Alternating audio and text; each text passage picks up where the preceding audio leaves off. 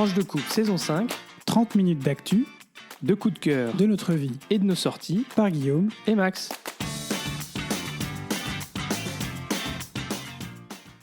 Bonjour, bonsoir, nous sommes Max et Guillaume et on est ravis de vous retrouver pour ce 15e épisode de la saison 5 de Tranche de couple. Un peu de tension dans l'air, Max. Et oui, c'est comme ça qu'on a choisi d'appeler cet épisode du podcast. Vous verrez bien le petit lien avec les sujets. Alors, on vous remercie de votre écoute et on espère que vous continuez à trouver ce podcast intéressant. N'hésitez pas, comme d'habitude, à partager cet épisode pour nous aider à rester visible et nous encourager à proposer ce podcast tous les 15 jours. On passe d'abord à la rubrique Actu, avec un peu de tension dans l'air entre la Russie et la France. Ça n'est pas nouveau, mais là, tu vas nous parler, Max, de poker. Et oui, et plus précisément d'un poker stratégique entre la Russie et la France. Ces derniers jours, les autorités russes ont continué d'hausser le ton par rapport à la France, y compris avec des menaces nucléaires. Tout ça fait suite aux propos d'Emmanuel Macron, suggérant que l'envoi de troupes en Ukraine n'était pas impossible. Et ça intervient au moment où l'activité des forces nucléaires françaises et russes s'accroît. Est-ce le signe d'une escalade ? Eh bien, je vous rassure, ce n'est pas le cas. Tendu, les enfants. Exactement. Mais alors du coup, on vous propose d'en profiter pour vous expliquer ce qu'il se passe. Alors côté français, tout d'abord, nous avons deux exercices qui se déroulent en ce début avril. Les exercices belote et poker. Une blague. Et non, c'est une blague. C'est bien les noms de ces exercices. Mais bon, le mot poker a un sens qui n'échappera à personne. La dissuasion, le bluff, tout ça. Et en même temps, il faut quand même être crédible. Alors, ces deux exercices visent à entraîner les personnels à la mise en œuvre des armements nucléaires au sol et en vol. Ce sont des exercices qui sont cruciaux pour s'assurer qu'à tout moment, les forces nucléaires sont en capacité d'opérer à la demande du président de la République. Et vu la sensibilité des armements en question, c'est plutôt rassurant. Alors ces exercices sont aussi un message vis-à-vis des puissances qui pourraient vouloir s'en prendre à la France. Ils démontrent que la France est prête opérationnellement et techniquement parlant pour un raid nucléaire. Car contrairement à un lancement de missiles nucléaires depuis un sous-marin, qui est l'un des volets de la dissuasion nucléaire française, un raid nucléaire avec des avions de chasse, qui est le deuxième moyen par lequel on peut porter et utiliser l'arme nucléaire en France, est extrêmement complexe. Alors, mais que sont ces exercices ? En fait, ce sont des exercices qui sont en séquence. Le premier exercice, qui s'appelle belote, est un exercice assez vaste qui implique des personnels des forces stratégiques partout sur le territoire français, et ils se sont déroulés entre le 4 et le 5 avril. Le second exercice, poker, c'est une simulation d'un raid nucléaire aérien dans la profondeur du territoire ennemi, à basse altitude, avec plusieurs ravitaillements en vol, et où les pilotes doivent échapper aux avions de chasse qui jouent, eux, le rôle des intercepteurs ennemis. L'objectif pour les pilotes est d'atteindre leur cible sans se faire détecter. Ce sont des vols qui sont longs, très longs, pour simuler un vol dans un territoire éloigné de la France, complexes, compte tenu de la nécessité de voler en dessous de la couverture radar, et de ne pas se faire détecter par des pilotes qui sont aussi des pilotes professionnels et qui ont vraiment l'objectif de défendre une portion de territoire et de détecter toute menace. Et le contexte nucléaire impose aussi une obligation de résultat, ce qui engendre beaucoup de pression. Alors cet exercice se tiendra du 9 au 11 avril. Alors vous me direz, si ces exercices sont si sensibles, comment se fait-il qu'on en parle publiquement ? Alors tout d'abord, ces exercices requièrent des zones aériennes interdites aux vols commerciaux pour la sécurité de tout le monde. Donc ils sont annoncés et on a des zones qui sont ségrégées, interdites pour les vols commerciaux. Et puis par ailleurs, le fait que ces raids se tiennent et que la complexité des vols puisse être observée, c'est aussi important d'un point de vue de la dissuasion. Ça confirme la crédibilité de la dissuasion nucléaire française. Pour autant, même si on sait que ces exercices existent, on sait qu'ils se tiennent, tous les détails sont naturellement bien protégés et la sécurité est bien assurée. Alors du côté russe, maintenant, on a eu 2 tirs de missiles intercontinentaux, un missile léger et un missile lourd, qui sont également prévus début avril, dans la première quinzaine du mois d'avril. Le tir de missile léger vise à tester la coiffe d'un missile, donc c'est plutôt un tir de développement, comme ça qu'on l'appelle, pour préparer la prochaine génération. Et le second est un nouvel essai du missile intercontinental lourd qui avait raté son lancement en novembre dernier. Et comme pour toute puissance nucléaire, eh bien, le succès des missiles nucléaires est un enjeu de crédibilité. Et il y a certaines indications selon lesquelles cet exercice aurait pu échouer à nouveau. Alors même que les tensions internationales sont élevées, la concomitance de ces exercices et tirs n'est qu'une coïncidence, puisque, en fait, c'est des exercices qui sont programmés plusieurs mois, voire plusieurs années en avance. Voilà, on espère que ça vous a plu, on est rentré dans quelque chose d'un petit peu différent, et que vous avez appris des choses. Eh oui, sur comment la France gère ses tensions. Et d'ailleurs, en parlant de tensions, on va pouvoir enchaîner sur notre deuxième sujet. Vous savez que la France a un certain nombre de tensions, notamment mémorielles. On parle souvent de l'Algérie, on parle ici du Rwanda et du génocide au Rwanda. Alors, c'est une histoire. La France et le Rwanda ont une histoire assez compliquée. Le chef de l'État, Emmanuel Macron, selon des éléments envoyés à la presse sur WhatsApp le 4 avril, a rappelé notamment que quand la phase d'extermination totale contre les Tutsis du génocide a commencé, pour faire simple, au début de cette rubrique, le génocide au Rwanda, c'était un génocide de l'ethnie Hutu contre l'ethnie Tutsi, on reviendra sur ce que c'est qu'un génocide après, la communauté internationale donc avait les moyens de savoir et d'agir par sa connaissance des génocides que nous avaient révélés les survivants des Arméniens et de la Shoah, et que la France aurait pu arrêter le génocide avec ses alliés occidentaux et africains, mais n'en a, je cite, pas eu la volonté. Ça va aussi dans le sens des déclarations du même Emmanuel Macron en 2021, lors d'une adresse au Rwandais au mémorial du génocide de Kigali, regrettant que la France soit restée aux côtés d'un régime génocidaire, ce qui a conduit à une responsabilité accablante dans un engrenage qui a abouti au pire. Alors pour la présidence, cette démarche s'inscrit dans la continuité du travail mémorial, engagé déjà par Jacques Chirac au sujet du Veldiv il y a déjà plus de 20 ans, Emmanuel Macron, et puis poursuivi par notamment Emmanuel Macron au pouvoir en 2017, sur notamment le passé colonial de la France en Algérie, par exemple, même si c'est un sujet encore plus sensible. Alors, lors de la diffusion finale de la vidéo le dimanche suivant, le chef de l'État n'a pas repris exactement ces mots. Pression des hommes politiques en place à l'époque, pression de l'armée, en tout cas le rôle de la France dans le génocide reste encore assez flou.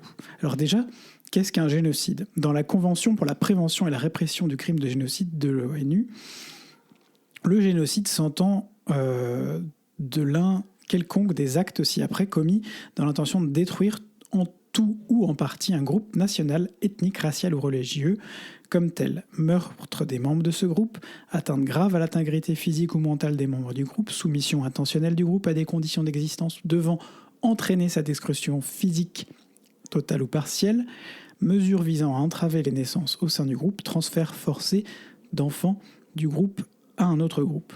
Il s'agit d'éléments dits matériels, mais il y a aussi un élément psychologique qui est l'intention de détruire en tout ou partie un groupe national, ethnique, racial ou religieux. Attention cependant, l'intention, précise l'ONU, est un élément difficile, c'est le plus difficile à établir. Pour qu'il y ait génocide en effet, il faut démontrer que les auteurs des actes ont eu l'intention de détruire physiquement ce fameux groupe. La destruction culturelle ne suffit pas plus que la simple intention de disperser un groupe. C'est aussi une des raisons pour lesquelles il est intéressant de mettre ça en parallèle et de revenir précisément sur cette définition aujourd'hui au regard de ce qui se passe à nos frontières, en Israël, Palestine, en Ukraine et au-delà, quant à l'utilisation du mot génocide qui parfois est utilisé en dehors de la définition qu'on lui donne. Un massacre de masse, une guerre géostratégique ou géohistorique ne sont pas en eux-mêmes des éléments constitutifs du génocide. Alors, dans le cas du Rwanda, il s'est agi donc, je le disais au début, du massacre de la population issue du groupe ethnique Tutsi par les individus issus du groupe ethnique Hutu après une longue période de bouillonnement. L'élément déclencheur, historiquement reconnu, même si contesté, c'est l'assassinat du président rwandais de l'époque, Juvenal Habyarimana, issu de l'ethnie Hutu, après que son avion ait été touché par 2 missiles au décollage de l'aéroport de la capitale du Rwanda, Kigali. On compte pour ce génocide entre 800 000 et 1 million de morts sur une période de 3 mois entre le 9 avril et le 17 juillet 1994. Alors Emmanuel Macron a chargé l'historien Vincent Duclerc en 2019 de constituer une commission de recherche sur les archives françaises relatives au Rwanda et au génocide des Tutsis. La douzaine de chercheurs, accédant à des documents jusque-là classés, ont établi clairement les faits. Le rapport a été adopté à l'unanimité et remis en mars 2021.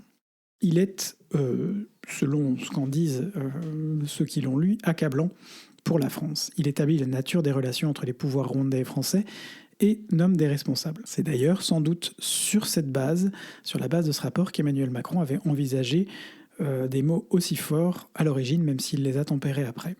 Selon cette même commission, la responsabilité de la France vient d'abord à son soutien au gouvernement en place entre 1990 et le génocide en 1994, considéré par le rapporteur comme violent, raciste et en train de préméditer déjà le génocide depuis plusieurs années. Et même pendant le génocide, alors que des éléments étaient déjà connus d'une volonté de réduire l'ethnie Tutsi au silence par tous les moyens, et la haine était attisée en permanence en ce sens. D'autres éléments, tels que l'abandon des employés Tutsi de l'ambassade de France à leurs tueurs, la non-intervention de l'armée française pour empêcher le massacre de Bizerro, la livraison d'armes avant et pendant le génocide, et enfin la collaboration de l'opération turquoise avec les autorités locales génocidaires sont autant de zones d'ombre qui renforcent la crainte d'un rôle, sinon actif, au moins passif de la France dans ce génocide.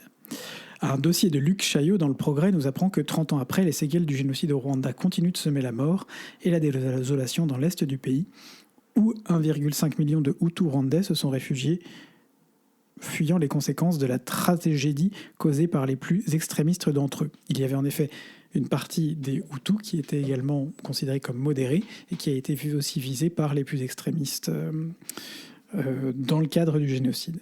Le Rwanda est aujourd'hui accusé de soutenir les rebelles Tutsis du M23 qui ont à l'époque assiégé Goma après avoir fait la chasse aux anciens génocidaires Hutus. Les guerres civiles oubliées dans l'est du Congo sur les cendres du génocide rwandais ont déjà fait 6 millions de morts et 7 millions de déplacés. En France, une instruction judiciaire est toujours en cours. Elle avait été reprise par le juge Marc Trévidy, qui est aujourd'hui par un autre magistrat. C'est une instruction qui avait été lancée à la demande des familles de l'équipage français de l'avion du président abattu. Raison d'État, protection de l'armée. Aujourd'hui, cette instruction a beaucoup de mal à avancer. En tout cas, on espère que l'ouverture de ces d'archives permettra d'aider à éclairer sur le rôle. On se rend compte aussi que pour un événement qui s'est passé finalement dans le temps, il n'y a pas si longtemps, il y a une trentaine d'années à peine, il est très difficile, à une époque où pourtant l'archivage était quelque chose déjà d'important, de trouver ces informations. Alors, il faut se dire aussi que beaucoup d'archives sont classifiées, elles ne sont pas accessibles en l'état.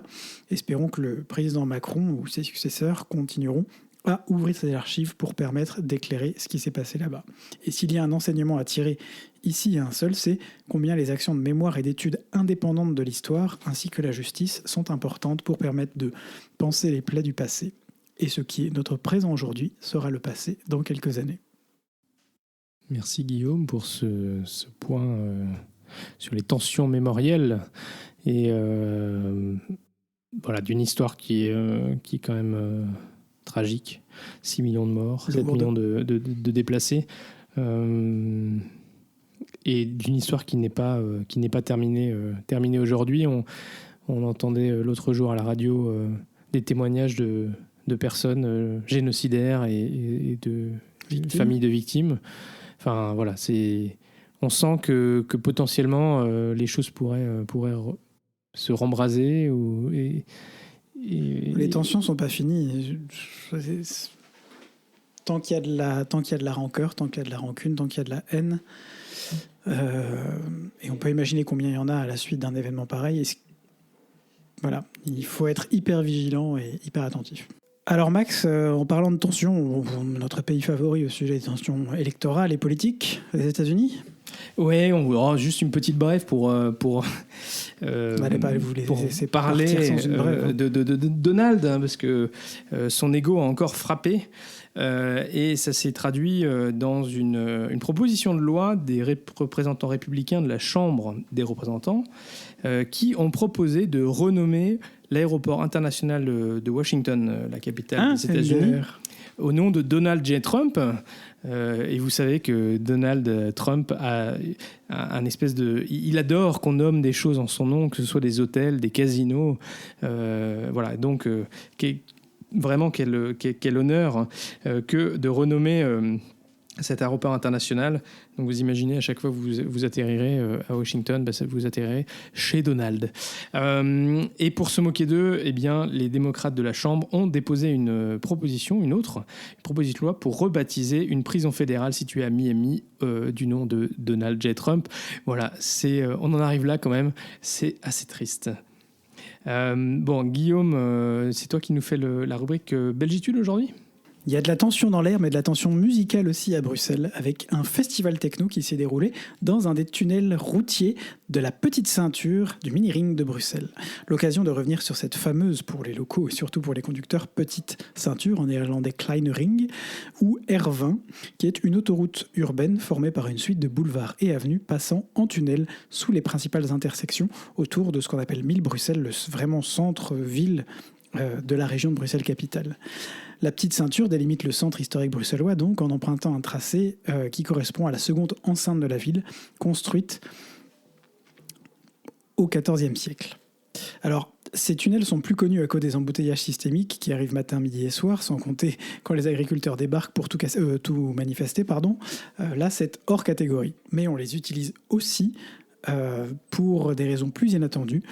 Pour la Rollerbike Parade, par exemple, on vous en a parlé déjà régulièrement, c'est notre rendez-vous de l'été quand on est là. Ou alors pour les festivals de musique, comme le Listen Festival, qui a fait danser Bruxelles au son de divers styles de musique électronique du 26 au 31 mars 2024. Et il a envahi pour sa dernière soirée le complexe de tunnels situé sous la place Louise, après avoir notamment pris place au Botanique, à Flagey, à Beaux-Arts, la gare centrale de Bruxelles, à l'église de Laeken ou à la gare de Bruxelles-Congrès.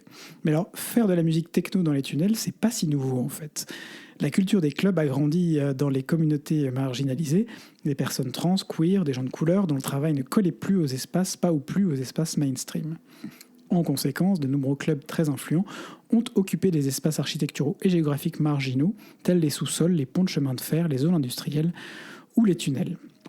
Düsseldorf, Milan ou Tomorrowland, les exemples ne manquent pas. Et on préférera toujours davantage la Petite Ceinture comme lieu de festival techno que comme zone névralgique de bouchons et de pollution, de bouchons de fils matinaux à Bruxelles. Merci beaucoup Guillaume. Et voilà, ça conclut donc notre rubrique d'actu. Et on passe tout de suite à la rubrique vie de couple. Bon, alors, vie de couple... on a eu des vies un peu tendues par nos boulots respectifs. Vous avez déjà entendu ça quelque 15 années part. de jour. Ouais, on est désolé de vous le dire.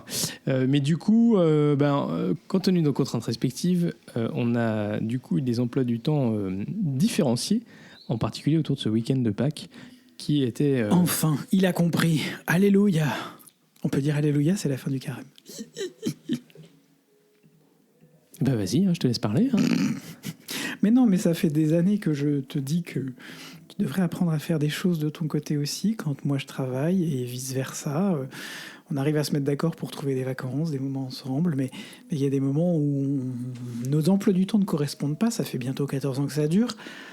Et c'est important qu'on puisse aussi prendre des bols d'air quand on peut en dehors. Moi, je trouve, en tout cas. Oui, alors en fait...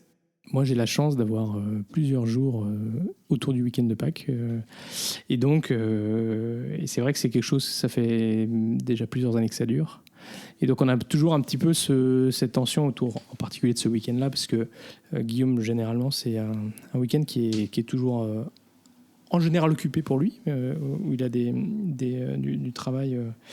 Et donc, effectivement, comment articuler ces différents temps. C'est vrai que dans la mesure où on se voit pas beaucoup, j'ai plutôt tendance à essayer de privilégier le fait qu'on passe du temps ensemble, autant de faire se peut, pour le moment où on peut le faire.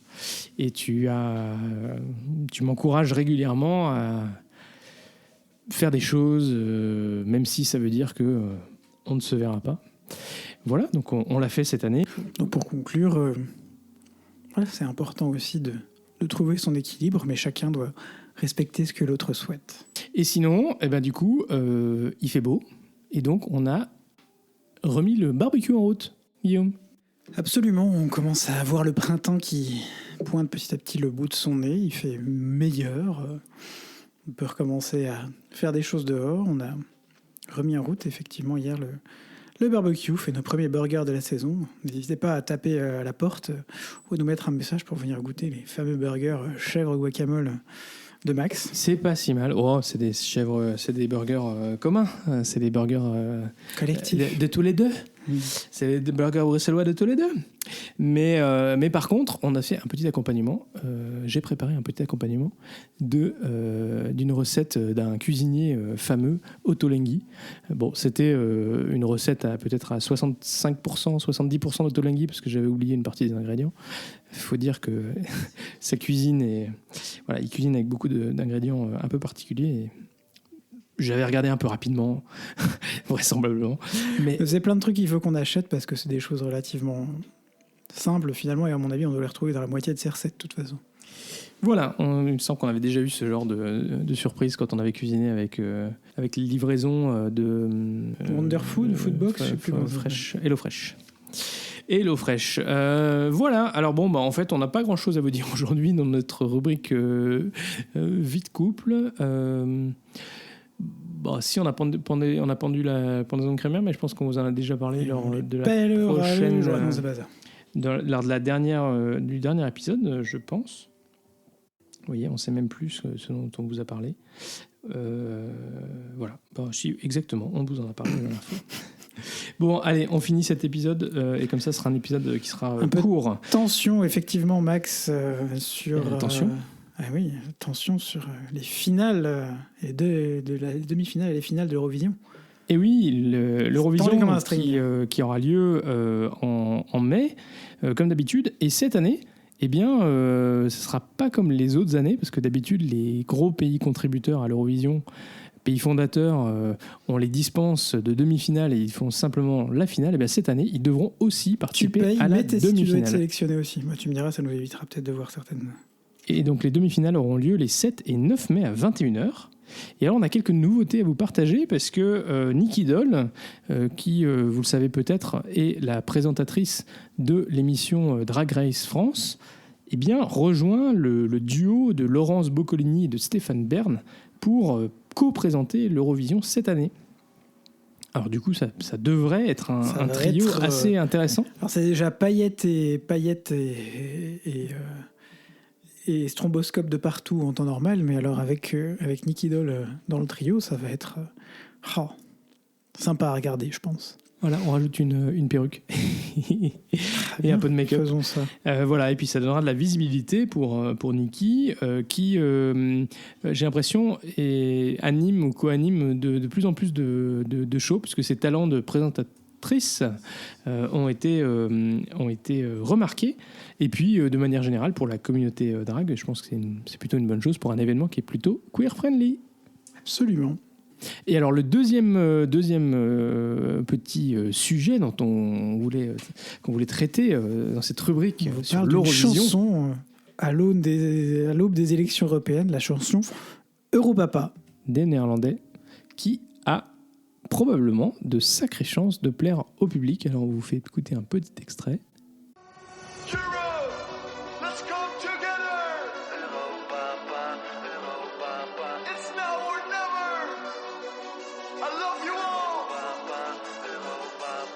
Welkom in Europa, blijf hier tot ik dood ga. Europapa, Europapa. Welkom in Europa, blijf hier tot ik dood ga. Europapa, Europapa. Bezoek mijn friends of neem de benen naar Wenen. Ik wil weg uit Netherlands, maar mijn paspoort is verdwenen. Heb gelukkig geen visum nodig om bij je te zijn. Dus neem de bus naar Polen of de trein naar Berlijn. Ik heb geen geld voor Paris, dus gebruik mijn fantasie. Heb je een eurotje please, zeg merci en alsjeblieft. Ik ben echt alles kwijt, behalve de tijd. Dus ik ben elke dag op reis, want de wereld is van mij.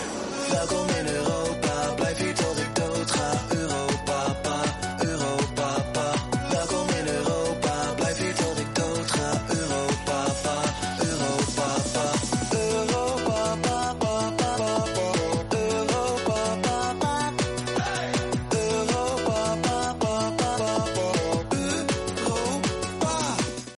Alors voilà un petit extrait de cette chanson Europapa. Alors elle a plein d'atouts. Son premier atout, c'est un bon rythme. ce bon rythme. Il y a plein de bonnes tensions. Qui va permettre aux gens de chanter, de danser, de taper dans les mains dessus. Elle parle d'Europe. Le mec a des costumes improbables. Ça, on est typiquement dans l'Eurovision. Je m'inquiète juste pour la version originale en néerlandais, mais je suis quand même curieux de voir jusqu'où. Mais en fait, ils font un mix de néerlandais et je crois que les refrains sont à moitié en anglais.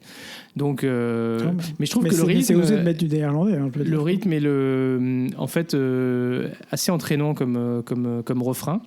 Europapa. Donc, on va voir ce que ça donne, mais ça a peut-être des chances. Alors, on ne vous dira pas que ça deviendra le nouvel hymne européen, mais voilà. Peut-être que cet été, autour des élections européennes, on chantera Europapa, Europapa. Et puis bon, vu qu'il y a un peu un côté Papa Outé, il rend d'ailleurs hommage dans sa chanson à Stromae et à Papa Outé dans Europapa. Voilà, et on vous tiendra au courant, mais c'est pas tout de suite, c'est dans 2 épisodes, on vous parlera sans doute d'Europapa et du destin, on espère pas trop funeste, de cette chanson néerlandaise pour l'Eurovision. Eh oui, on va bientôt avoir nos habituels épisodes de l'Eurovision et de la Pride. L'Europodcast et le Pride Podcast. Exactement. On en a déjà parlé la dernière fois. Ils arrivent, brace yourself, soyez prêts. Bon voilà, c'est déjà la fin de ce 15e épisode de la saison 5. Merci à tous et à toutes de l'avoir suivi. Si vous êtes arrivés au bout, voilà, merci. Hein. On est très heureux de vous compter parmi nos auditeurs. Si ce podcast vous plaît, faites-le découvrir autour de vous. N'hésitez pas à mettre une note ou un commentaire sur Apple Podcasts, Spotify, votre logiciel de podcast préféré, un like sur YouTube, Twitter, un pouce bleu sur Facebook. Surtout, n'oubliez pas de partager. Ce podcast est diffusé le lundi tous les 15 jours, ou du coup pas cette fois-ci pour le dimanche soir, puisqu'on l'enregistre, on est lundi. Désolé, mais alors, ça arrive. D'ici au prochain épisode, portez-vous bien et gros bisous. Et puis à très vite pour de nouvelles tranches. Oh pas trop tendu, hein.